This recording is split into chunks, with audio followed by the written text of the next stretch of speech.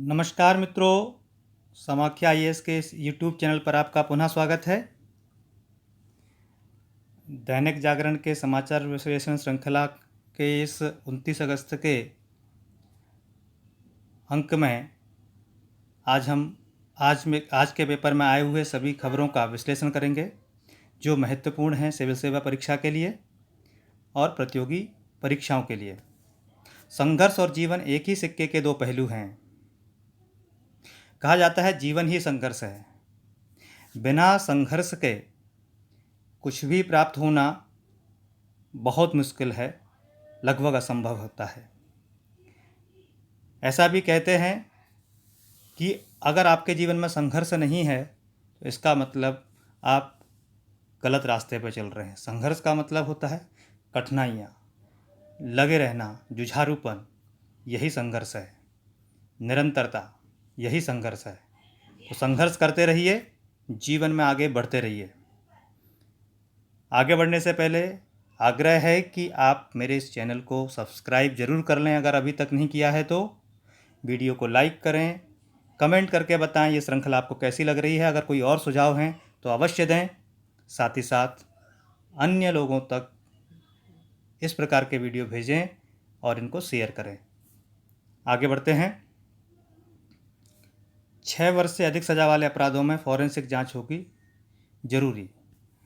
हमारे केंद्रीय गृह मंत्री गुजरात के गांधीनगर में जो राष्ट्रीय फॉरेंसिक विज्ञान विश्वविद्यालय, नेशनल फॉरेंसिक साइंस यूनिवर्सिटी है, उसके दीक्षांत समारोह में बोल रहे थे। इस राष्ट्रीय फॉरेंसिक विज्ञान विश्वविद्यालय, जो पहले गुजरात फॉरेंसिक विज्ञान विश्वविद्यालय के रूप में जाना जाता था, इसको 2020 में नेशनल फॉरेंसिक साइंस यूनिवर्सिटी का दर्जा दिया गया। संसद में पास हुए बिल के माध्यम से इसको 2008 में गुजरात सरकार ने बनाया था।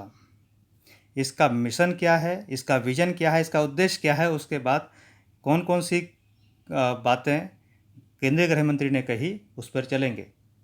इस विश्वविद्यालय का मिशन है नए बेंचमार्क स्थापित करके शिक्षा, अनुसंधान और प्रशिक्षण के माध्यम से अपराध विज्ञान और फॉरेंसिक विज्ञान को बढ़ावा देना। इसका मतलब हुआ कि फॉरेंसिक साइंस में और क्रिमिनोलॉजी में हमारा देश आगे बढ़े, किस प्रकार से हम अपराधों को रोकने में सक्षम हो सकते हैं, किस प्रकार के अपराधी को पकड़ने में हम सक्षम हो सकते हैं। आगे बात करते हैं।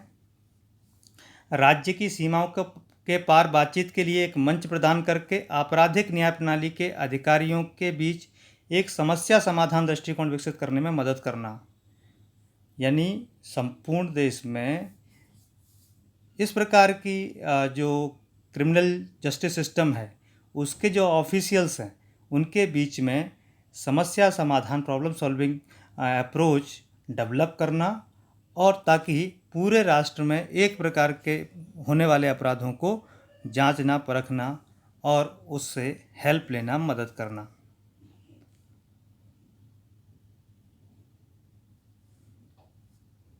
अगला है आपराधिक न्याय प्रणाली और फॉरेंसिक वैज्ञानिकों के अधिकारियों को आपराधिक न्याय में विज्ञान की क्षमता का दोहन करने के लिए संवेदनशील बनाना। यानी साइंस की मदद से जो है आपराधिक न्याय प्रणाली यानी क्रिमिनल जस्टिस सिस्टम और फॉरेंसिक जो साइंटिस्ट हैं, उनके जो ऑफिशियल्स हैं, उनको उनकी क्षमता को बढ़ाना, इसका उपयोग करना कि ज़्यादा से ज़्यादा साइंस का यूज़ करके, टेक्नोलॉजी का यूज़ करके हम कैसे उनके क्षमताओं का विकास कर सकते हैं। अकादमिक गतिविधियों और सहयोग के माध्यम से अपराध नियंत्रण में अंतर्राष्ट्रीय सहयोग और प्रशंसा को आगे बढ़ाना। अकादमिक गतिविधियों यानी जो एकेडमिक एक्टिविटीज़ हैं और जो कोलैबोरेशन है, कोऑर्डिनेशन है, एक दूसरे की मदद के माध्यम से, सहयोग के माध्यम से, कोऑपरेशन के माध्यम से क्राइम को कंट्रोल करना। उसके साथ साथ इंटरनेशनल कोऑपरेशन के माध्यम से आगे बढ़ने का मिशन है। इसका विजन है एक विश्व स्तरीय शैक्षणिक संस्थान बनाना। इसका जो विज़न है कि इस संस्थान को विश्व स्तरीय शैक्षणिक संस्थान बनाना। क्लियर है? आगे बढ़ते हैं। इसका ऑब्जेक्टिव क्या है? इसका ऑब्जेक्टिव है क्रिमिनोलॉजी और फॉरेंसिक साइंस के विषयों की उन्नति के लिए एक राष्ट्रीय संस्थान के रूप में कार्य करना, क्रिमिनोलॉजी में एमए, फॉरेंसिक साइंस में एमएससी करना, क्रिमिनोलॉजी और फॉरेंसिक साइंस में रिसर्च करना, पुलिस, न्यायपालिका, सुधार सेवाएं, जितने भी करेक्शन सर्विसेज हैं, उन अधिकारियों को प्रशिक्षण देना, इन सर्विस ट्रेनिंग, उसके केंद्र के रूप में काम करना। उसके साथ साथ राष्ट्रीय और अंतर्राष्ट्रीय संस्थानों के लिए जो क्रिमिनोलॉजी और फॉरेंसिक साइंस है उस क्षेत्र में एक रेफरेंस बॉडी के रूप में काम करना। इन क्षेत्रों में विभिन्न अध्ययनों में लगे जो कामगार हैं, श्रमिक हैं, सभी प्रकार की जानकारी उनको प्रदान करना और अन्य देशों को अपराध विज्ञान और फॉरेंसिक विज्ञान में प्रशिक्षण अनुसंधान के लिए सुविधाएं प्रदान करके अंतर्राष्ट्रीय समझ और सद्भावना को बढ़ावा देना।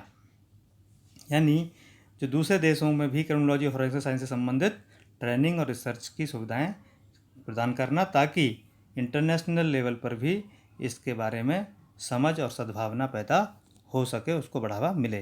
तो केंद्रीय गृह मंत्री ने कहा है कि जो हमारा राष्ट्रीय फॉरेंसिक विज्ञान विश्वविद्यालय है उसके माध्यम से हम अपराध को कैसे कम कर सकते हैं और अपराधी को जल्दी से जल्दी सज़ा कैसे दिलवा सकते हैं, इसके लिए काम कर रहा है। केंद्र सरकार ने इसके लिए भारतीय दंड संहिता यानी आईपीसी, आपराधिक प्रक्रिया संहिता यानी सीआरपीसी और साक्ष्य अधिनियम एविडेंस एक्ट में बदलाव करने का प्रस्ताव रखा है। उसके साथ साथ ये जो बदलाव हैं, ये बदलाव आज के समय पर स्वतंत्र भारत में और वो भी 21वीं सदी में किस प्रकार से अपराधी एडवांस हुए हैं उसके लिए बहुत ज़रूरी हैं। अभी तक के हमारे ब्रिटिश कालीन एक्ट बने हुए अधिनियम हैं उसी से चल रहा है। सरकार ने फॉरेंसिक के जो इंफ्रास्ट्रक्चर है उसकी मजबूती, फॉरेंसिक श्रम शक्ति के सृजन, फॉरेंसिक तकनीकी उपलब्ध कराने और फॉरेंसिक अनुसंधान को बढ़ावा देने की दिशा में काम किया है। उसके साथ साथ फॉरेंसिक मोबाइल प्रयोगशाला यानी मोबाइल लेबोरेटरी को लॉन्च किया और ये जो कम समय में मध्य प्रदेश, गोवा, त्रिपुरा, मणिपुर, असम जैसे कई राज्यों में अपने कैंपस शुरू कर दिए हैं। किसने? जो नेशनल फॉरेंसिक साइंस यूनिवर्सिटी है उसने। और जो केंद्रीय सेंट्रल फॉरेंसिक साइंस लेबोरेटरी जो हैं वो देश में 4 जगह हैं। कहाँ पर? पुणे, गुवाहाटी, भोपाल और कोलकाता। उनको भी क्या किया जा रहा है? अपग्रेड किया जा रहा है, उनको भी एडवांस किया जा रहा है, उनको उन्नत किया जा रहा है। तो देश में किस प्रकार से काम चल रहे हैं, किस प्रकार से अंग्रेज़ों के समय के जो कानून हैं उनको निरस्त कर और उनमें संशोधन कर नए तरीके से नए भारत के निर्माण की नींव रखी जा रही है, नए भारत का निर्माण किया जा रहा है। आगे बढ़ते हैं। भावी पीढ़ी की चिंता हो तो सामर्थ्य भी आ जाता है मोदी। मन की बात कार्यक्रम के माध्यम से, ये मन की बात कार्यक्रम हमारे लिए महत्वपूर्ण इस संदर्भ में है कि किस प्रकार से जन संवाद के माध्यम से जनता के बीच में अपना विषय रख के और जनता से सुझाव मांग करके जो सरकार और जनता के बीच का जो गैप है उसको पूरा करना और सरकार की नीतियों के बारे में समय समय पर जनता को बताना। उसके साथ ही जनता के माध्यम से यानी जो देश भर में हो रहे कुछ अच्छे कामों को वो शीर्ष नेतृत्व के, सरकार का जो नेतृत्व है, सरकार के माध्यम से सबको बताना ताकि और लोग भी प्रोत्साहित हों। उन्होंने 2 बातों पर विशेष फोकस किया। जल संरक्षण और कुपोषण के खिलाफ अभियान पर फोकस किया है। इसके लिए उन्होंने कहा है कि इनको और मजबूत करना है और जनता को यानी लोगों को भी, नागरिकों को भी अपने कर्तव्यों को ध्यान देने की ज़रूरत है और आने वाली जो पीढ़ियों की चिंता हो तो सामर्थ्य भी आ जाता है। ये बात कही है प्रधानमंत्री मोदी ने। उन्होंने हर घर तिरंगा अभियान, कोविड में जो सभी लोगों के एक साथ चलने की जो शक्ति दिखाई भारत ने, उसको एक चेतना की अनुभूति के रूप में कहा है। उन्होंने बताया है कि अरुणाचल प्रदेश के सियांग जिले के जोरनसी गांव में जो 4G नेटवर्क पहुंचा तो लोग खुशी से झूम गए। इसका मतलब है वहाँ पर अरुणाचल प्रदेश में तो रेल नेटवर्क भी नहीं था, बहुत सारी ऐसी चीज़ें, मूलभूत सुविधाएं जो देश के सभी भागों में थी वो नॉर्थ ईस्ट यानी पूर्वोत्तर के क्षेत्रों में नहीं थी। अब धीरे धीरे सभी क्षेत्रों पर बराबर फोकस करके और वहाँ पर विकास किया जा रहा है। 1 सितंबर से पोषण सप्ताह शुरू हो रहा है, जिसमें सभी को जुड़ने की अपील प्रधानमंत्री के द्वारा हुई है। और 2023 को अंतर्राष्ट्रीय मोटा अनाज वर्ष यानी इंटरनेशनल मिलेट ईयर के रूप में जो फैसला लिया गया है वो भारत का ही प्रस्ताव था। और जो मोटा अनाज है हमारे घरों में तो बहुत पुराने समय से जो बुजुर्ग जो हमारे पूर्वज हैं उन्होंने तो मोटे अनाज के माध्यम से ही अपने शरीर को स्वस्थ और सुदृढ़ रखा था। तो मोटे अनाज का महत्व है, प्राचीन काल से भारतीय कृषि संस्कृति सामाजिक जुड़ाव का हिस्सा रहा है। तो ये 2-3 इन्फॉर्मेशन इसमें महत्वपूर्ण थी। एक इंटरनेशनल मिलेट ईयर 2023 जिसमें जिसको घोषित किया गया है 2023 को, वहीं पोषण सप्ताह 1 सितंबर से जो शुरू हो रहा है, और अरुणाचल प्रदेश में 4G नेटवर्क की पहुंचना, और कुपोषण के खिलाफ जो है उसको सबकी भागीदारी का आह्वान, वहीं जल संरक्षण करने के लिए सभी का आह्वान। आगे बढ़ते हैं। दिल्ली डेवलपमेंट एक्ट में बदलाव करेगा केंद्र, मसौदा तैयार।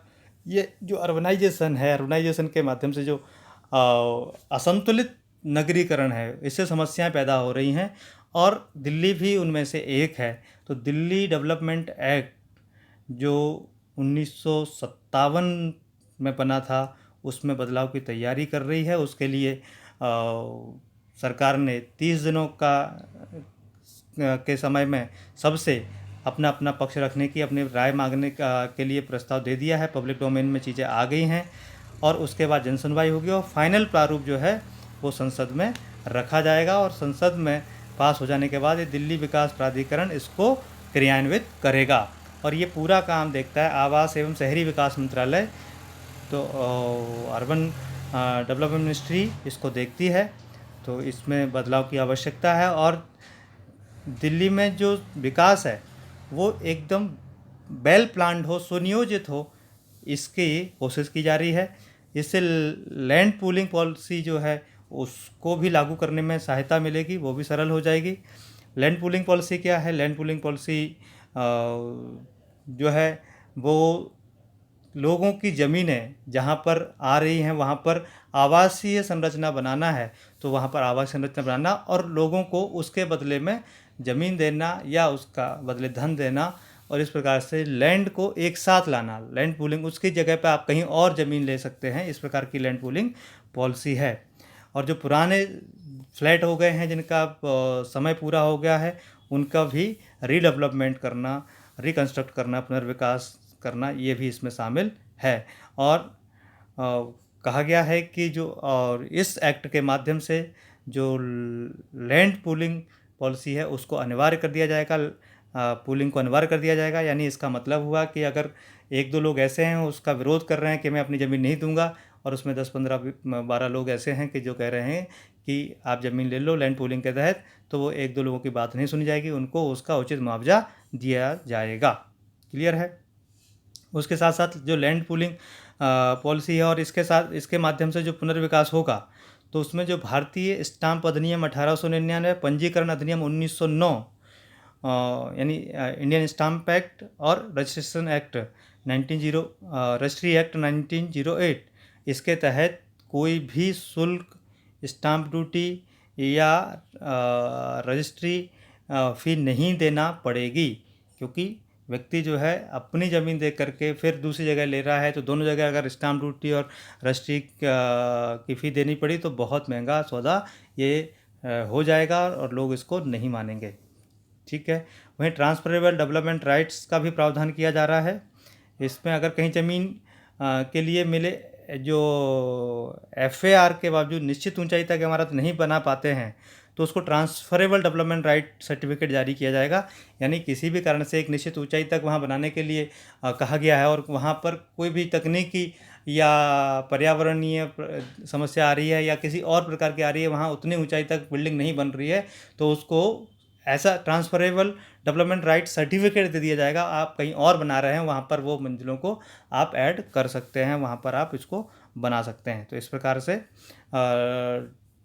जो ट्रांसफर डेवलपमेंट राइट है, स्टाम्प ड्यूटी में जो रियायत मिल रही है, जो सुविधा मिल रही है, और उसके साथ साथ में लैंड पूलिंग पॉलिसी के माध्यम से दिल्ली को यानी राजधानी को एक विश्व स्तरीय शहर बनाने के लिए प्रयास करे जा रहे हैं। सुंदर दिल्ली, स्वच्छ दिल्ली, और दिल्ली सरकार भी इसमें सहयोग कर रही है। आगे चलते हैं। मारुति सुजुकी की सफलता, भारत जापान की मजबूत पार्टनरशिप का प्रतीक, मोदी। तो हमको पता है कि मारुति, भारतीय कंपनी मारुति और जापानी कंपनी सुजुकी के बीच में समझौते के माध्यम से मारुति सुजुकी बनी, और हम जितनी कार चला रहे हैं ज़्यादातर मारुति की, वो मारुति सुजुकी दोनों ने मिलकर के बनाई हैं। तो प्रधानमंत्री मोदी ने कल सोनीपत के हरियाणा के सोनीपत के खरखोदा में एक इंडस्ट्रियल मॉडल टाउनशिप में मारुति सुजुकी के तीसरे प्लांट की आधारशिला रखी, यानी उसका उद्घाटन किया। और उसको बनाने के लिए समय लगेगा, 2028 तक ये कंप्लीट बनेगा। इसमें क्या क्या विशेषता हैं? ये 8,000 एकड़ में मारुति सुजुकी का विश्व का सबसे बड़ा प्लांट होगा। वहीं 11,000 से ज़्यादा लोगों को इसमें रोज़गार मिलेगा। सुजुकी मोटरसाइकिल भी 100 एकड़ में अपना प्लांट लगा रही है। वहीं मारुति सुजुकी की इस परियोजना में 18,000 करोड़ रुपए से अधिक का खर्च आएगा।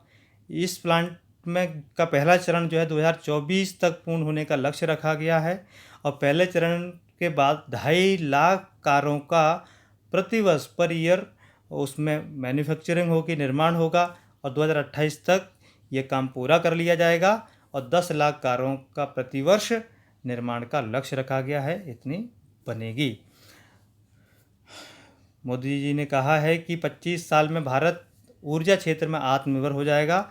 जिस प्रकार से अभी हम ऊर्जा क्षेत्र में ज़्यादातर इंपोर्ट आयात पर निर्भर हैं, दूसरे देशों पर निर्भर हैं, वहीं जिस प्रकार से ऊर्जा के क्षेत्र में हम नवाचार कर रहे हैं, इनोवेशन कर रहे हैं, नए नए ऊर्जा के स्रोतों को खोज रहे हैं और उनको डेवलप करके और उसका यूज़ कर रहे हैं, जैसे चाहे वो हाइड्रोजन एनर्जी की बात कर रहे हों, चाहे वो इलेक्ट्रिक व्हीकल की बात कर रहे हों, सोलर एनर्जी की बात कर रहे हों, अनन्य प्रकार के दूसरे जो ऑप्शंस हैं, विकल्प हैं, उनकी तलाश हो रही हो, तो इन सब से भारत जो है अगले 25 साल में आत्मनिर्भर हो जाएगा ऊर्जा के क्षेत्र में।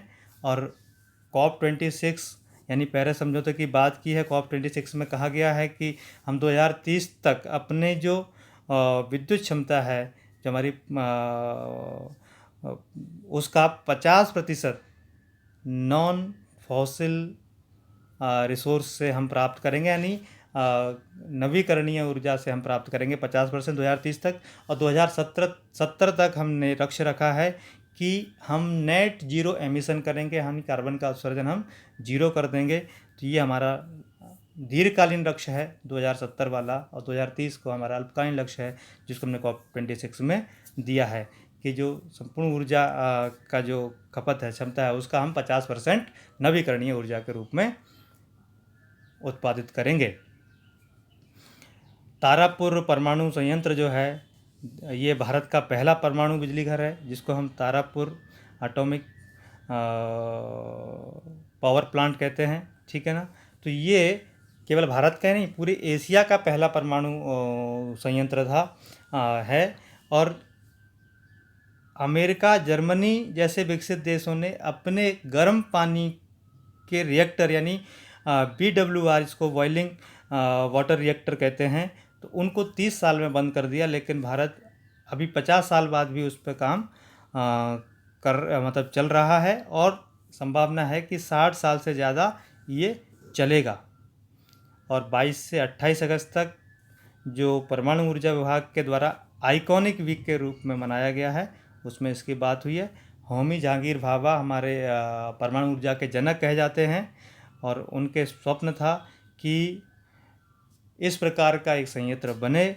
तो मुंबई से 100 किलोमीटर दूरी पर तारापुर में ये संयंत्र बना, और इसमें 210 मेगावाट की क्षमता वाले दो प्लांट लगे हैं, बिजली घर हैं।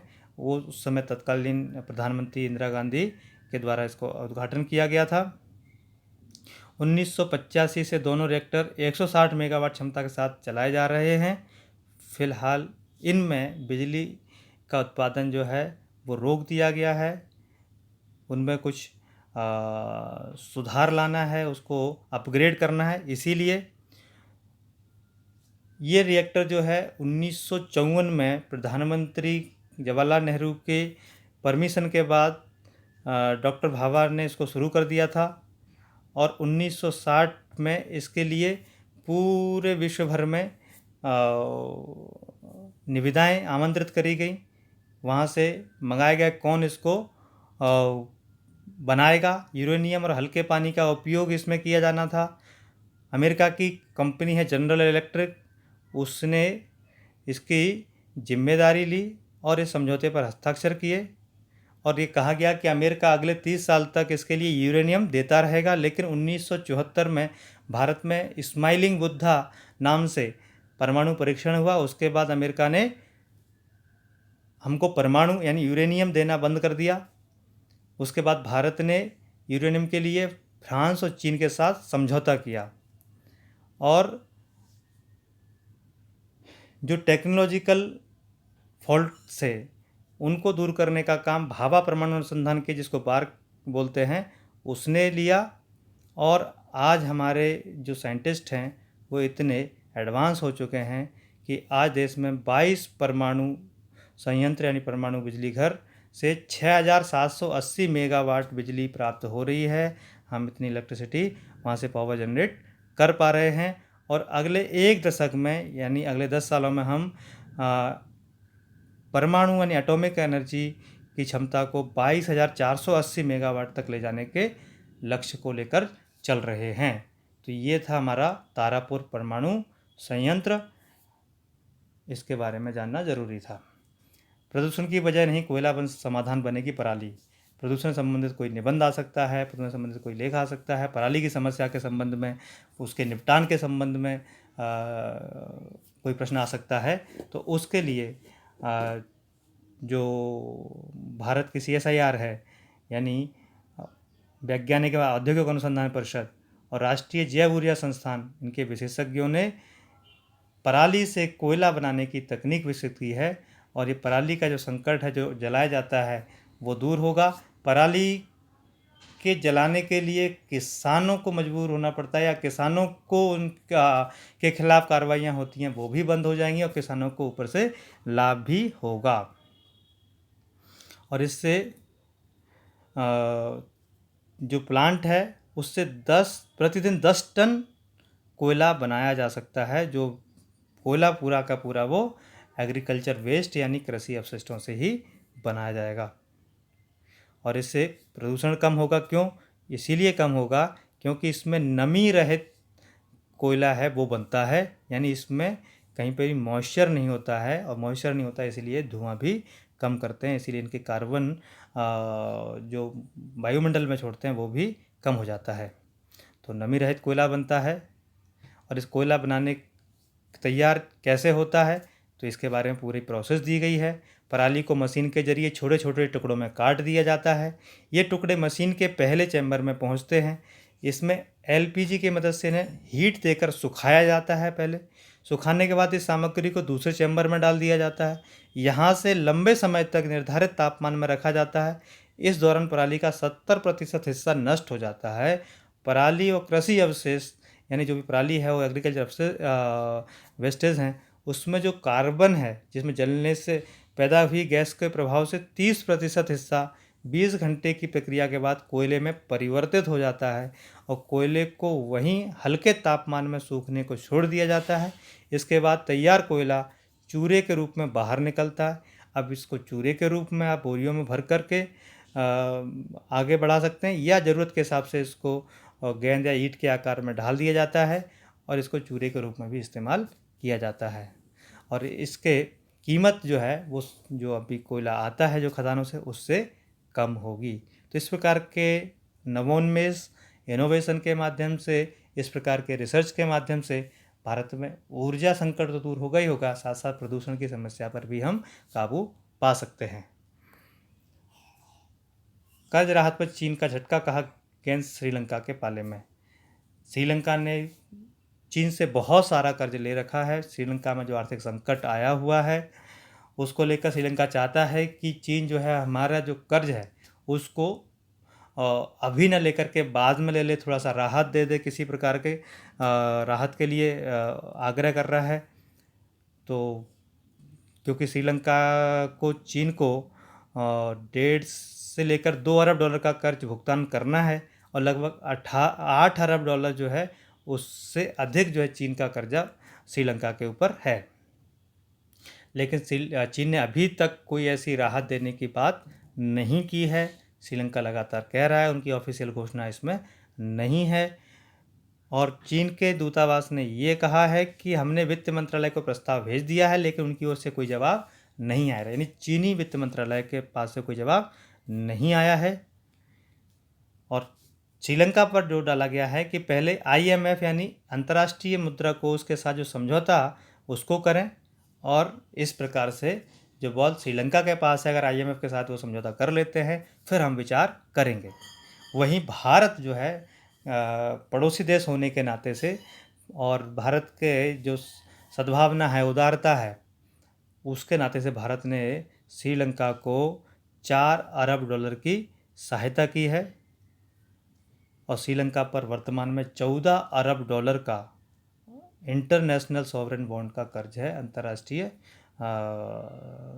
करेंसी में 14 अरब डॉलर का जो है वो कर्ज श्रीलंका के पास है। श्रीलंका बड़े गंभीर संकटों से जूझ रहा है। ई-कोर्ट्स के जरिए लोगों को न्याय सेवाएं देगी CSC के बारे में हम कई बार बात कर चुके हैं। प्रधानमंत्री के 15 अगस्त के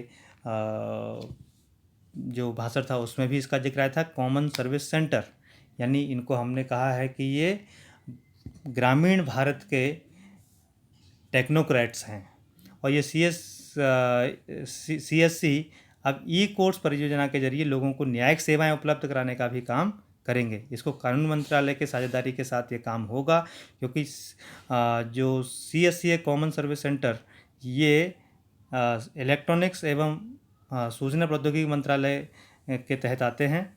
और CSC के जो प्रबंध निदेशक हैं उन्होंने कहा है कि ई-कोर्ट्स मंच पर 3414 जिला और तालुका अदालतें तथा 39 उच्च न्यायालय उपलब्ध हैं। यानी वहाँ से ही हम क्या कर सकते हैं, लोगों को न्याय सेवाएं उपलब्ध हो सकती हैं, दे सकते हैं। तो टेक्नोलॉजी का उपयोग करके किस प्रकार से हम न्यायिक क्षेत्र में यानी जुडिशियल रिफॉर्म में भी काम कर सकते हैं, लोगों को जल्दी जल्दी से न्याय उपलब्ध होने का रास्ता भी खुलता है। अंत में हम बात करते हैं आज के इतिहास की। आज ही मेजर ध्यानचंद, जिनका नाम ध्यान सिंह था, आज यानी 29 अगस्त 1905 को प्रयागराज में आपका जन्म हुआ और 16 साल की उम्र में आप सेना में भर्ती हो गए। भर्ती होने के बाद उन्होंने हॉकी खेलना शुरू किया और 1925 में पहला हॉकी मैच, राष्ट्रीय मैच उन्होंने खेला और उसके बाद 1928, 1932, 1936 लगातार 3 ओलंपिक में भारत को हॉकी में स्वर्ण पदक दिलाया। अंतर्राष्ट्रीय कैरियर में उन्होंने 400 से अधिक गोल किए। वहीं 1948 में उन्होंने हॉकी से संन्यास ले लिया।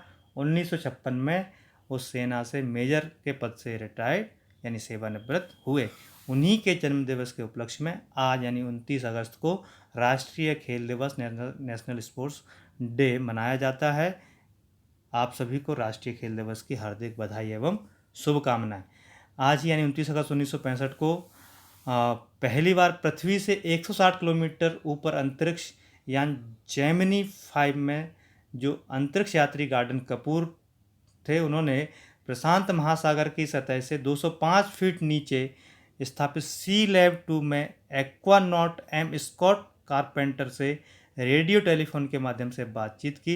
यानी इतनी गहराई से रेडियो के माध्यम से बातचीत करना संभव हुआ आज ही के दिन का 1965 में। और बहुत महत्वपूर्ण प्रारूप समिति आज ही यानी 29 अगस्त 1947 को प्रारूप समिति का गठन हुआ। भारतीय संविधान सभा में हमको पता है कि प्रारूप समिति का कितना महत्व है। और प्रारूप समिति जो है डॉक्टर भीमराव अंबेडकर की अध्यक्षता में बनी थी। और इसने 26 नवंबर 1949 को जो संविधान का तैयार हो बना, और उस तैयारी के लिए जो प्रारूप मसौदा बना वो प्रारूप समिति के माध्यम से ही बना। इस समिति में डॉक्टर अंबेडकर के साथ साथ 6 सदस्य और थे, यानी कुल मिला के 7 सदस्यीय ये समिति थी। इसमें डॉक्टर भीमराव अंबेडकर अध्यक्ष थे। वही Gopala Swami Ayyangar, Alladi Krishna Swami Ayyar, doctor K M. Munshi, Syed Mohammad Saadulla, N Madhava Rao, ये इससे पहले बी.एल. मित्रा थे, उनकी जगह पर एन माधव राव आए। टी.टी. कृष्णमाचारी, बी.एल. मित्रा ने छोड़ दिए थी समिति, और टी.टी. कृष्णमाचारी, ये डी.पी. खेतान, उनकी डेथ हो गई थी, उनकी मृत्यु हो गई थी, उनके बाद टी.टी. कृष्णमाचारी आए। इस प्रकार से 7 सदस्य हमारे प्रारूप समिति के थे। अलग अलग परीक्षाओं में ये प्रारूप समिति के बारे में लगातार पूछा जाता है। इसका गठन 29 अगस्त 1947 को हुआ था। ठीक है, तो इस प्रकार से आज की खबरें यहीं समाप्त होती हैं। आपको ये वीडियो कैसा लगा इसके बारे में ज़रूर बताएं। साथ ही साथ चैनल को सब्सक्राइब कर लें अगर नहीं किया है, शेयर ज़रूर करें, कमेंट के माध्यम से बताएं कि आपको ये श्रृंखला कैसी लग रही है। आप समाख्या इससे जुड़ने के लिए नीचे दिए गए नंबरों पर संपर्क कर सकते हैं, मैसेज कर सकते हैं। बहुत बहुत धन्यवाद, आभार। भारत माता की जय।